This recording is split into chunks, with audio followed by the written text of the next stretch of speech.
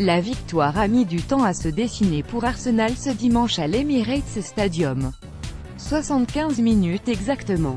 Le club londonien a fait la différence dans le dernier quart d'heure de la rencontre avec un doublé de Pierre-Emerick Aubameyang et un but d'Alexandre Lacazette qui effectuait son retour de blessure. Avec ce succès, les Gunners recollent un peu à leurs concurrents avant le duel entre Chelsea, 5e, et Tottenham, 4e, à 17h. En comptant respectivement 5 et 10 unités de retard sur les Blues et les Spurs. Pour Stoke, l'opération maintien se complique encore davantage. Les Potters restent scotchés à la 19e place et ne profitent pas de la défaite de Crystal Palace 17e, samedi contre Liverpool, 1-2.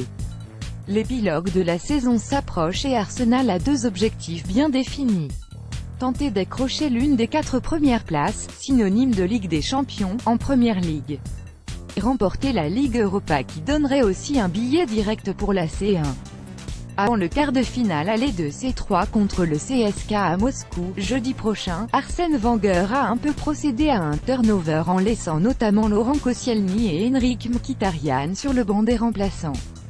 Et les Londoniens ont bafouillé leur football en première période durant les 45 premières minutes, à l'exception d'une barre transversale trouvée par Aaron Ramsey, 23e, il ne s'est rien passé du côté des partenaires de Mesut Özil.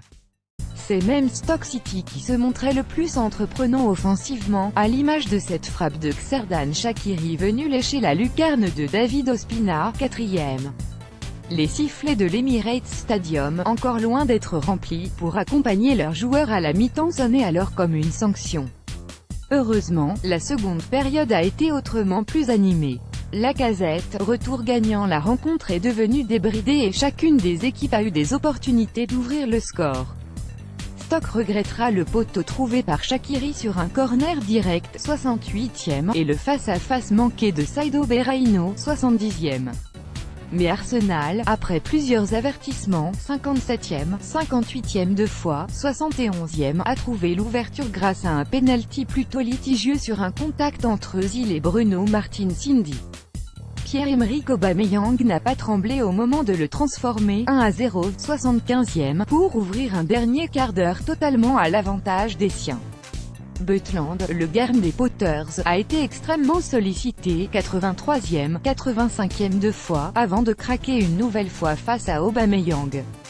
Le Gabonais s'est offert un doublé, le premier depuis son arrivée à Londres fin janvier, dans le deuxième temps d'un corner, 2-0, 85e.